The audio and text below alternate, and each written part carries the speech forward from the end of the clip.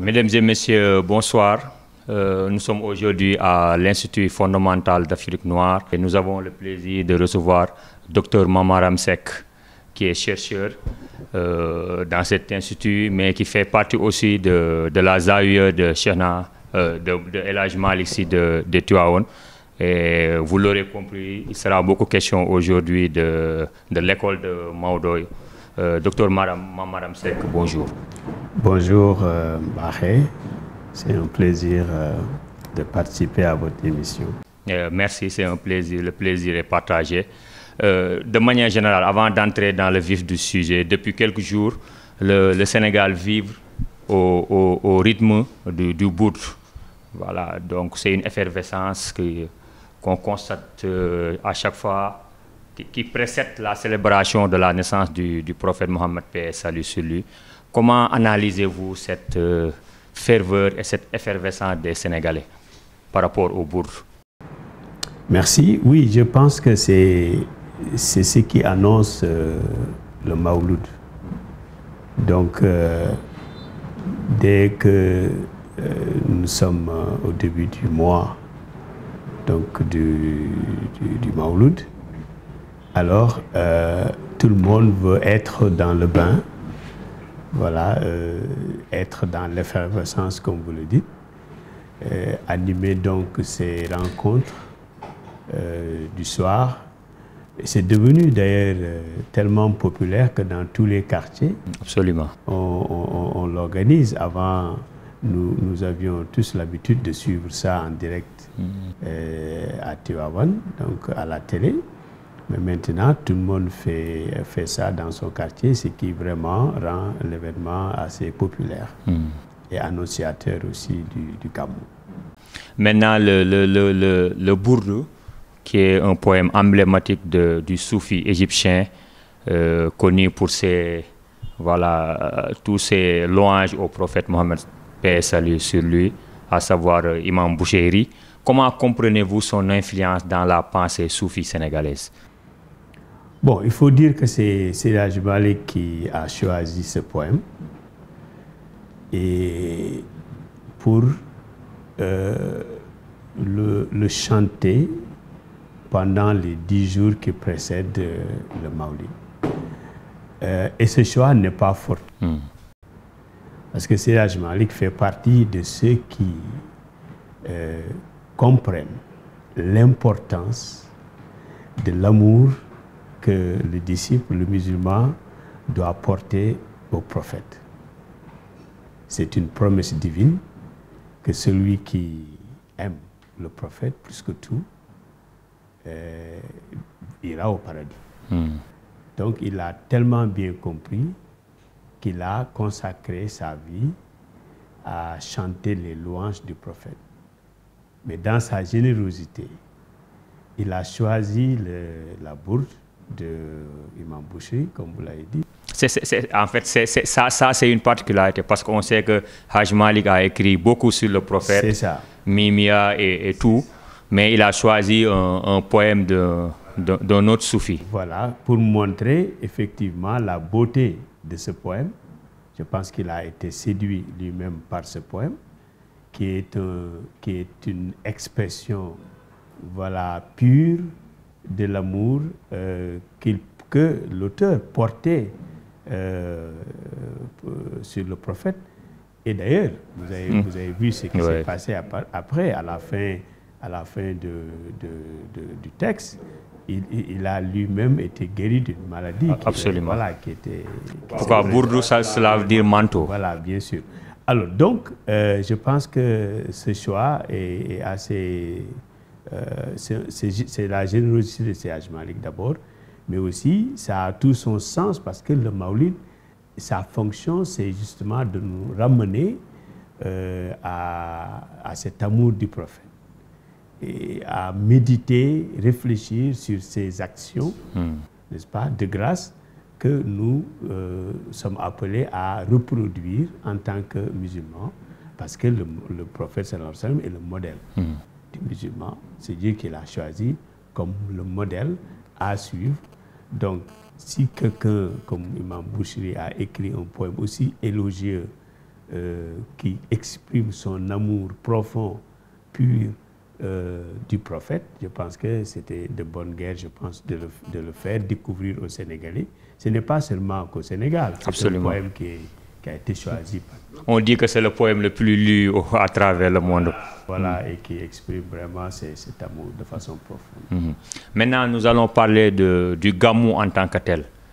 Beaucoup d'analystes pensent aussi cette célébration du prophète qui a traversé les générations et les âges au Sénégal a beaucoup participé à raffermir l'homme sénégalais et l'exception sénégalaise en tant que telle. Est-ce que dans vos recherches, vous confirmez cette analyse?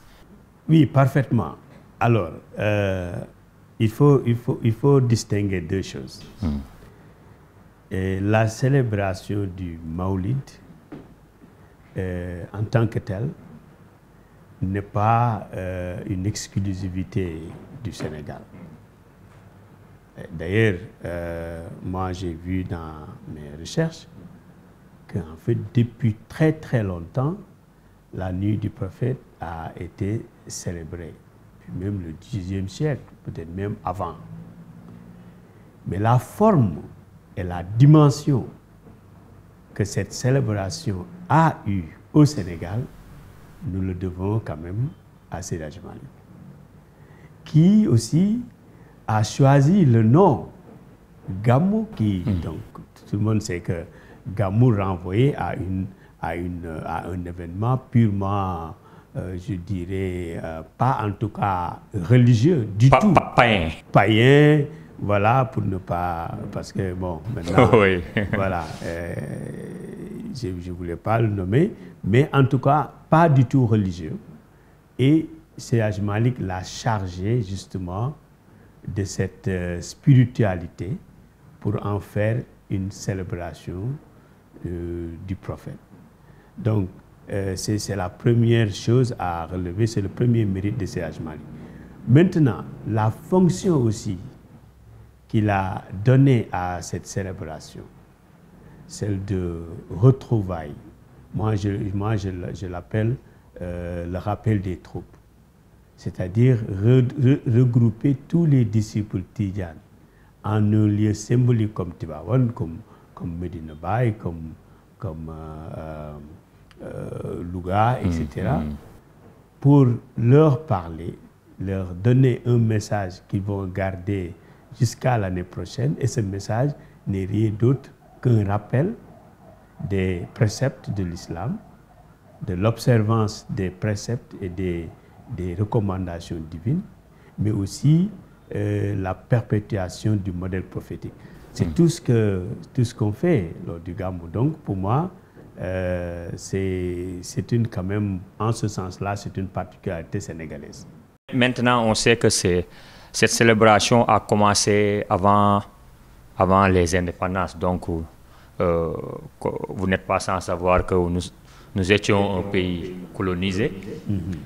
Comment, selon vous, Hadji Malick est arrivé à imposer l'islam, à ingurgiter, à perfuser l'islam, ou bien son modèle, à travers les Sénégalais, nonobstant cette contrainte coloniale?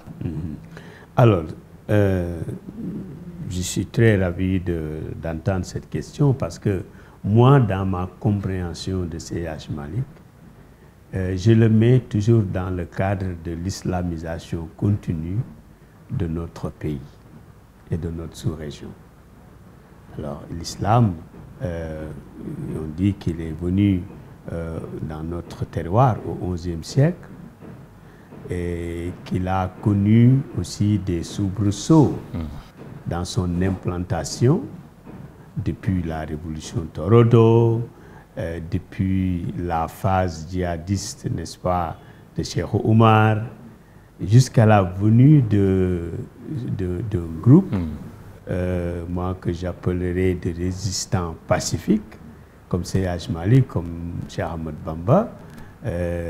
Alors, Seydi Hadji Malick est venu donc continuer cette islamisation du peuple sénégalais, de la sous-région, Et c'est en ce sens-là que moi, je le prends comme un continuateur donc, de ceux qui ont propagé l'islam à travers le monde. Ça se sent même à travers le bourg. C'est plusieurs foyers religieux, excepté quelques foyers religieux qui n'ont pas la même chaîne de transmission ou bien qui ne sont pas affiliés à Hajj Malick Sy. À part ça, pratiquement dans tous les foyers religieux, on a vu qu'il y a eu pour prendre un langage territorial, un maillage spirituel territorial de Hajj Malick. Comment il est arrivé à faire ça dans un contexte colonial? Bien sûr, bien sûr. Alors ça, donc, c'est cette... Ce sont ces mouhaddams qui sont disséminés à travers le Sénégal. J'ai parlé de résistance pacifique. Tu as évoqué l'assimilation. Alors, ceux qui ont précédé c'est Hajj Malick, c'est Cheikh Ahmadou Bamba, ils ont mené un combat armé contre les colonisateurs, la colonisation. Alors, mais c'est Hajj Malick, par exemple, il a vu qu'il faut plutôt mettre dans le cœur des Sénégalais alors l'amour de Dieu, en leur enseignant le Coran, mais aussi l'amour du prophète à travers la tariqa. Alors je pense que ce sont ces deux choses-là qui ont fait que, justement, il a pu résister pacifiquement donc à l'assimilation, mais il ne l'a pas fait dans un seul foyer. Il s'est débrouillé pour former assez de moukaddam et il leur a demandé d'aller s'implanter partout à travers le Sénégal pour que cet enseignement du Coran, cet enseignement du prophète, sallallahu alayhi wa sallam, puisse continuer. Aujourd'hui, pour utiliser une expression assez populaire maintenant, boucher tous les trous. Ne laisser nulle part où la main passe et repasse. Donc il fallait faire un maillage territorial complet et faire en sorte donc que le blanc n'ait plus de place pour assimiler qui que ce soit. Au contraire, on aurait des citoyens bien ancrés dans leur religion, garants donc de leur culture et de leur tradition, combinée à la tradition islamique prophétique. Maintenant, pour avoir cette vision, il faut avoir un parcours, une trajectoire. Parlons un peu de Hajj Malick. Qu'est-ce qui lui a permis d'avoir ce savoir d'abord, cette intelligence de là où, je dirais cette intelligence, là où peut-être d'autres ont choisi d'autres méthodes et peut-être ils ont réussi, mais lui, comme vous l'avez dit, il a choisi la méthode du cœur à travers la tariqa tijane et tout. Qu'est-ce qui lui a permis à travers son parcours d'avoir cette intelligence-là? D'être visionnaire, quoi. Il s'est d'abord formé. Il s'est formé. Il a fait donc pratiquement le tour du pays pour chercher le savoir qui lui permettrait demain d'asseoir sa propre école. Tivaouane n'était que l'aboutissement d'un long parcours donc spirituel qu'il a fait alors auprès de cheikhs, auprès de dignitaires, n'est-ce pas, de l'islam de l'époque. Alors, mais ensuite, il a lu, il a beaucoup lu. Il a beaucoup lu. On ne peut pas écrire la Zouzab écrire sur la biographie du prophète sans lire d'autres biographies. Et il l'a tellement si bien fait que chaque fois, il donne des références venant d'autres auteurs qui ont parlé du même sujet. Donc je pense qu'il s'est formé, mais il a lu, il s'est informé, voilà, et il a voyagé. Donc son pèlerinage à la Mecque lui a permis aussi de s'imprégner davantage de tout ce qu'il disait. Donc, si vous lisez son fameux poème, n'est-ce pas, en disant au revoir à la Mecque, à la Kaaba, son dernier tawaf, où il s'adresse au Tout-Puissant pour lui dire, pour lui raconter son itinéraire. Donc, comment il a fait pour arriver à la Mecque. Et une fois à la Mecque, et sa visite auprès du prophète, n'est-ce pas, du mausolée du prophète, tout cela montre que c'est quelqu'un qui a voulu être un musulman accompli.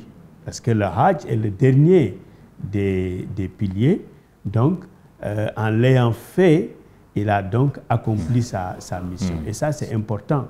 Parce que pour être un modèle, il faut aussi faire ce qu'on attend de musulmans pour pouvoir maintenant y pousser les autres. Donc, je pense qu'il a fait ce qu'il devait faire. Il s'est formé, il s'est informé, il a voyagé pour acquérir tout son savoir et qu'il a ensuite transmis à travers ses œuvres. Maintenant, presque plus d'un siècle après sa disparition, on sent aussi qu'il y a toujours cette effervescence autour de Tivaouane. Qu'est-ce qui a permis cela? Bon, c'est la perpétuation des enseignements. Donc c'est le lieu d'ailleurs de rendre hommage à tous ces khalifes qui se sont succédés, mais aussi aux structures qui sont aujourd'hui en place, les daïras. Je pense que c'était aussi le génie de Serigne Babacar Sy, d'inventer donc ce modèle de propagation de la tariqa, qui n'est pas tout simplement pour donc implanter la tariqa, mais c'est aussi pour former ses disciples, voilà, pour permettre à ceux qui n'ont pas la possibilité d'aller apprendre parce que c'est trop tard, d'être aidés dans ce sens-là par ceux qui en savent plus qu'eux, qui sont donc les guides, les personnes ressources de ces daïras. Donc à travers les daïras, beaucoup de gens se sont formés, même plus tard. Alors, chaque année, tous ces daïras convergent vers Tivaouane.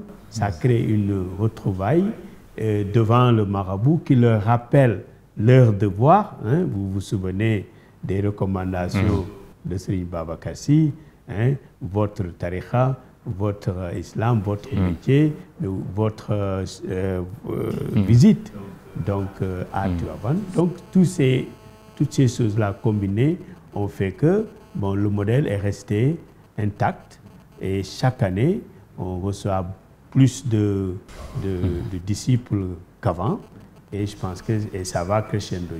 Maintenant, on a vu aussi beaucoup de parutions autour de l'œuvre de Hadj Malick Sy. Il y a beaucoup d'intellectuels tijanes, si je peux le dire ainsi, qui s'activent pour vulgariser de plus en plus l'œuvre de Hadj Malick Sy. Ça aussi, je pense que c'est une bonne nouvelle et ça permet... Bien sûr, bien sûr. Ça a été un projet qui est l'émanation donc du comité scientifique du Maouloud, n'est-ce pas, qui depuis un certain temps organise des forats à Tivaouane pour revisiter les enseignements de Hadj Malick. Alors donc, à un moment donné, on s'est dit, il faut quand même que les intellectuels donc, de la Khadra se penchent sur les écrits de Hadj Malick pour les vulgariser. Donc c'était d'abord pour cela. Mais aussi, l'approche était une approche scientifique. Donc c'est des textes qui ont été écrits, partagés avec d'autres qui les ont évalués, sélectionnés, etc. pour donner lieu donc, à cet ouvrage de 400 pages que nous venons de publier. Mais il n'y a pas que ça. Dernièrement, il y a les comités scientifiques et tout qui réfléchissent sur des thèmes hauts. Non, et même d'autres gens qui écrivent individuellement des ouvrages avec des approches sociologiques, voilà, sur Seydi Malick. Je pense que ce n'est pas... Le livre, c'est certainement la face visible de l'iceberg, mais il y a toute une production intellectuelle autour de Seydi Malick et de son œuvre qui certainement un jour sera montrée au grand public. Maintenant, docteur Mamaram Seck, dans un contexte social, on va parler d'abord du Sénégal, où ces dernières années, on a traversé beaucoup de soubresauts, beaucoup de vicissitudes sur le plan politique et qui ont entamé un peu, on voit une certaine jeunesse qui remet en cause le discours religieux. Vous, en tant que spécialiste du discours, est-ce que vous pensez que la parole religieuse est toujours audible au Sénégal? Bon, je suis tout à fait d'accord avec ce constat qui a été fait, mais quand même, il faut peut-être remettre tout ça dans le contexte global dans lequel notre pays se trouvait depuis un certain temps. Alors, souvent, quand ça ne va pas, les gens peuvent accuser toutes sortes de... Voilà, tout le monde et tout à la fois. Alors, c'est certainement dans ce contexte que certains ont même tenté de remettre en cause ce legs que nous avons, cet islam confrérique que nous avons et cette parole sacrée de nos guides et qui n'ont absolument rien fait sinon continuer d'appeler les gens à être de bons musulmans. Le bon musulman, c'est celui qui n'insulte pas son prochain. Le bon musulman, c'est celui qui n'attaque pas son prochain, qui ne prend pas les biens de son prochain. C'est le rôle du cheikh. C'est de rappeler les préceptes de l'islam. Maintenant, il faut que les gens sachent raison garder. Tu peux avoir des problèmes, des doléances, etc. La vie peut être dure, mais il ne faut jamais oublier qu'on est d'abord des croyants. Et je pense que c'est ça que les religieux ont fait. Bon, maintenant, parfois c'est tombé dans l'oreille d'un sourd. Moi, je pense que ceux qui ont invectivé ou remis en cause la parole de nos guides, pour moi, c'est une minorité. C'est des gens qui n'ont peut-être rien compris, mais tu as vu qu'au fond de la crise, les Magal et les Gamou ont refusé du monde. Absolument. Donc il y a encore des gens qui comprennent le rôle fondamental que ces guides religieux jouent et ont toujours joué dans la cohésion nationale. Mais il y a des gens peut-être qui, parce qu'ils sont en colère contre un régime ou un système politique donné, voilà, jettent tout à la poubelle, y compris donc les valeurs culturelles de notre société, fondamentales de notre société.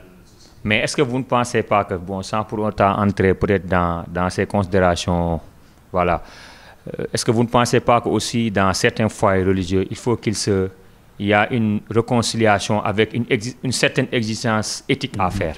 Bon, dans une de mes publications, j'alertais sur le risque de cette remise en cause justement du modèle confrérique, ou en tout cas de l'autorité de nos chefs religieux.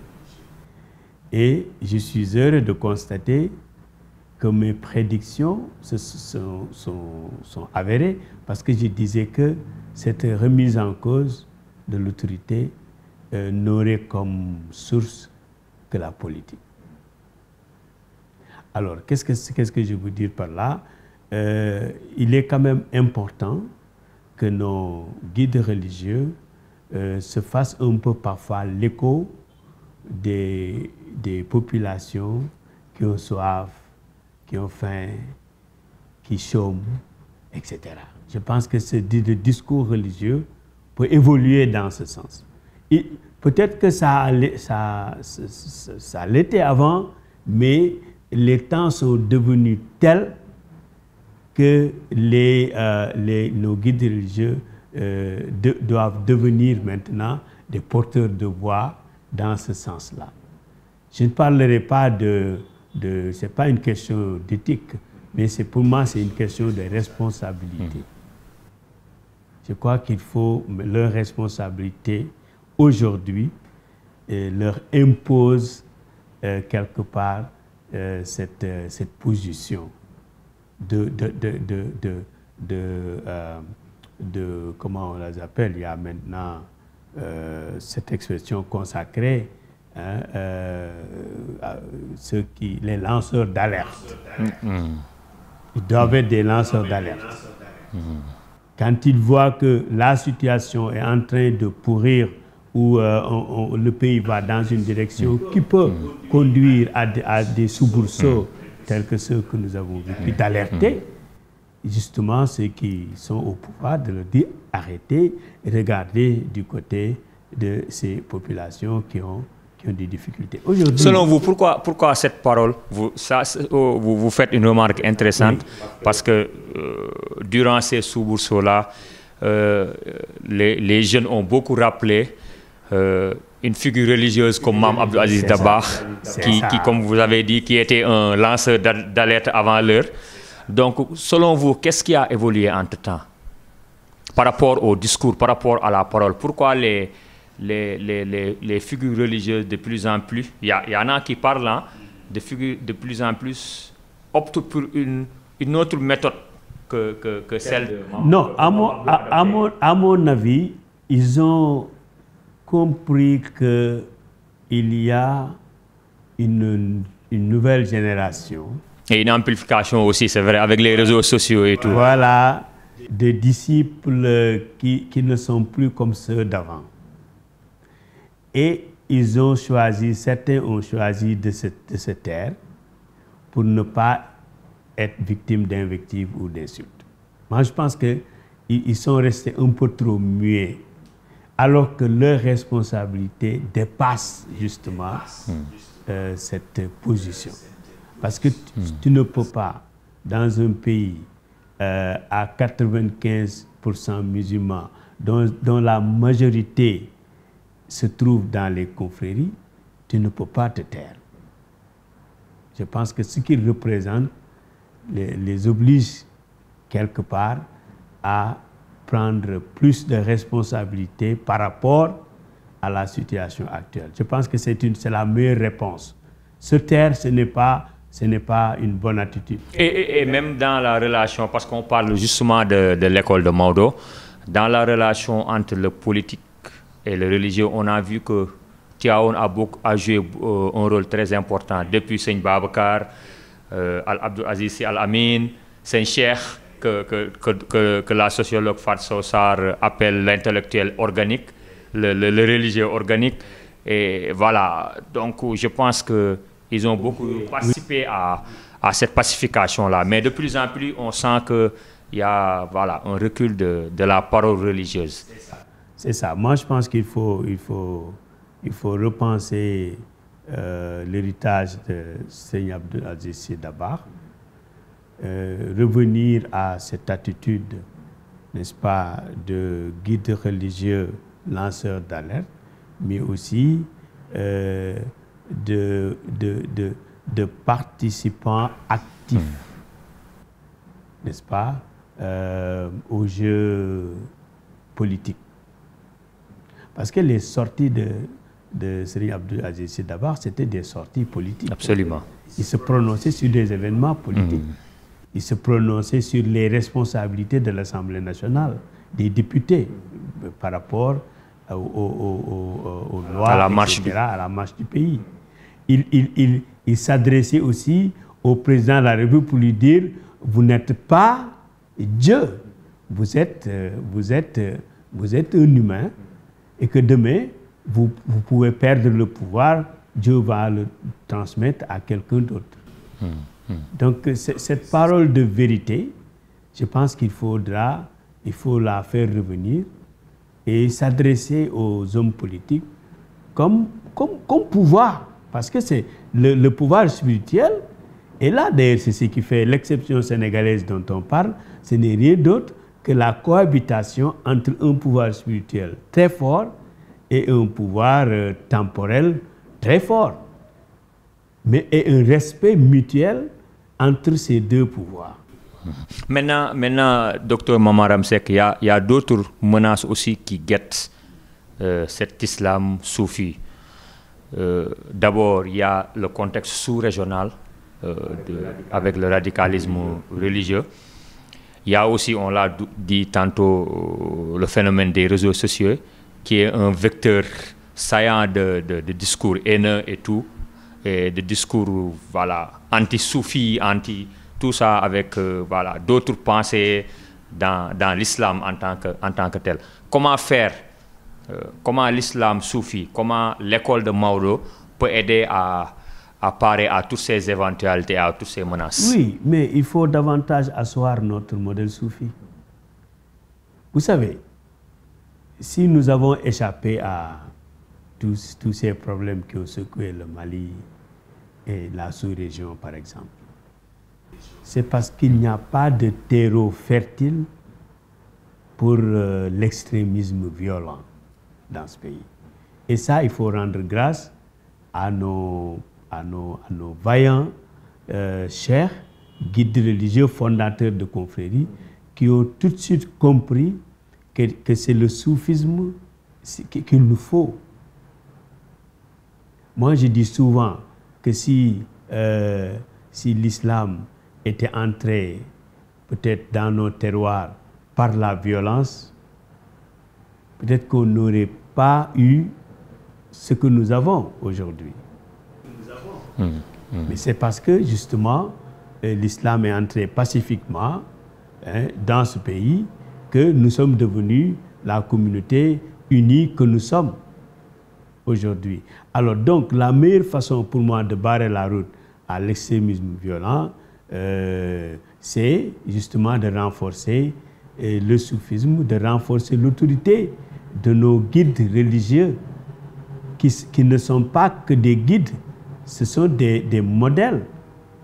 Oui, alors il y a un auteur français qui a écrit, un chercheur, Trio pour ne pas le nommer, il a dit qu'au Sénégal, on est d'abord disciple d'un marabout avant d'être citoyen d'un État. C'est important. Donc, il faut renforcer pour moi davantage l'autorité de ces guides religieux soufis, voilà, et peut-être même trouver un cadre formel, n'est-ce pas, de protection et d'assistance à ces familles pour leur permettre de continuer leur mission de pacification, d'éducation, voilà, de formation de nos concitoyens. On est d'abord disciple d'un marabout avant d'être citoyen d'un État. C'est important. Donc, il faut renforcer pour moi davantage l'autorité de ces guides religieux soufis, voilà, et peut-être même trouver un cadre formel, n'est-ce pas, de protection et d'assistance à ces familles pour leur permettre de continuer leur mission de pacification, d'éducation, voilà, de formation de nos concitoyens. Maintenant, je sais que c'est votre domaine de prédilection, le soufisme. Est-ce que vous êtes confiant pour l'avenir de ce pays-là? Parce qu'on entend de plus en plus de discours, là aussi pour ne pas entrer dans la polémique. Depuis quelque temps, il y a les sorties de Cheikh Omar Diagne, qui est qui est un collaborateur du président Bassirou Diomaye Faye, qui fait couler beaucoup d'encre et de salive. Donc, est-ce que vous êtes confiant par rapport à l'avenir de ce soufisme-là? Je suis confiant parce que on ne peut pas arrêter la mer avec ses bras. Vous savez, quand quelqu'un est dans le cœur d'une personne, vous n'y pouvez absolument rien. L'amour, par exemple, que nous portons pour le prophète, il est là, il est éternel. Personne ne pourra faire en sorte que les gens tournent le dos aux confréries et à leurs fondateurs et aux enseignements de ces fondateurs. C'est peine perdue, à mon avis. Donc, au contraire, c'est un modèle qui a quand même fait ses preuves. C'est un modèle qu'on nous envie. Quel intérêt avons-nous à nous attaquer à ce socle de notre société qui nous a fait ce que nous sommes devenus, qui nous a rendu complètement fiers de nous-mêmes et de ce que nous sommes devenus. Ce que tout le monde nous envie, c'est cet islam pacifique. Regardez dans la sous-région. Donc il n'y a aucun intérêt, à mon avis, à remettre en cause l'autorité de ces guides religieux, encore moins leur œuvre. Moi, je pense qu'il faut au contraire se demander qu'est-ce que moi je dois faire, qu'est-ce que moi je dois apporter à ce pays-là, plutôt que de s'attarder sur quelque chose auquel on ne peut rien faire. Moi, je pense que c'est peine perdue. Maintenant, après, c'est la dernière question. Nous sommes, je l'ai dit à l'entame de cette émission, nous sommes à l'IFAN. On ne peut pas être là sans parler de recherche. Est-ce que vous pensez que les productions sont assez suffisantes sur ces figures religieuses-là au Sénégal? Bien sûr. Au contraire, moi, ce que je déplore, c'est que nous n'avons pas assez vulgarisé ce que nous avons ici à l'IFAN. Alors, ça passe d'abord, comme on parle de religion. Moi, je te fais savoir, par exemple, que nous avons des poèmes de Serigne Hadi Touré, par exemple, des Wolofal, qui sont là, qui peuvent faire l'objet de thèses. Oui, là aussi, vous avez fait beaucoup d'études sur ça. Mais est-ce que aussi les intellectuels, je pose cette question-là pratiquement à tous les universitaires, est-ce que vous ne pêchez pas sur la vulgarisation orale? Parce que n'oubliez pas que aussi, voilà, il y a des... Les livres, c'est l'élite qui peut lire ça. C'est ça. C'est l'élite qui peut lire ça, alors qu'il y a beaucoup de gens derrière qui ont envie d'être socialisés et qui n'ont pas l'accès à ces livres-là. Comment faire pour les... Oui, alors je te fais c'est pas une confidence. Vous savez que depuis un certain temps, nous avons initié ce qu'on a appelé le dialogue des savoirs. C'est le rectorat qui a mis en place cette série de conférences pour l'UCAD, alors qui fait qu'on invite des chercheurs de l'université pour qu'ils rencontrent d'autres chercheurs qui ne sont pas de notre monde, mais qui ont aussi un savoir, et d'échanger sur ces savoirs-là. Et c'est ouvert aux étudiants, c'est ouvert au grand public, etc. Donc c'est une façon de vulgariser aussi bien le savoir qu'on appelle endogène, si vous voulez, en tout cas non académique entre guillemets, hein, mais aussi le savoir de ceux qui sont là et qui veulent justement le porter à la connaissance du grand public. Moi, je pense qu'effectivement, nous devons être un peu plus, sortir un peu de notre carcan, de notre coquille, pour aller à la rencontre, je crois, du peuple, n'est-ce pas, pour nous adresser à eux sur des questions qui les intéressent. Parce que nous avons fait des recherches sur tout. Nous faisons des recherches sur tout. Sur l'islam, sur les confréries, sur la santé, voilà, sur la géographie, sur tout. Alors, mais si nous gardons ces recherches-là pour nous-mêmes, pour nous les partager les uns aux autres, ça n'a aucun sens. Un savoir qu'on met dans une bibliothèque n'est pas un savoir. Un savoir, il est savoir parce qu'il est vulgarisé, il est connu par, lu ou entendu par d'autres. Donc je pense que nous devons faire cet effort-là d'aller vers les populations, mais aussi de recevoir ceux qui ont un autre, un autre type de savoir, mais ou qui utilisent d'autres méthodes d'acquisition de ces savoirs-là, qu'ils viennent aussi vers nous partager ce savoir. Mais est-ce que cette littérature soufie, nos figures religieuses, ce qu'ils ont écrit, est-ce que ces écrits ont une influence sur la littérature soufie mondiale, par exemple? Mais oui. Est-ce qu'ils sont cités ailleurs? Est-ce qu'ils sont... Mais oui. Ils sont... voilà. Combien de chercheurs viennent... Au monde du donner et du recevoir, comme pour parler comme ça. On reçoit énormément de chercheurs américains, européens, qui viennent ici pour faire des recherches sur notre modèle confrérique, sur nos guides. Ce que je déplore, cependant, c'est l'absence d'ouvrages sur nos chers, écrits par nous-mêmes dans les bibliothèques occidentales. Ça, c'est quand même pas encore ce que nous attendons. Et je pense que nous devons y travailler.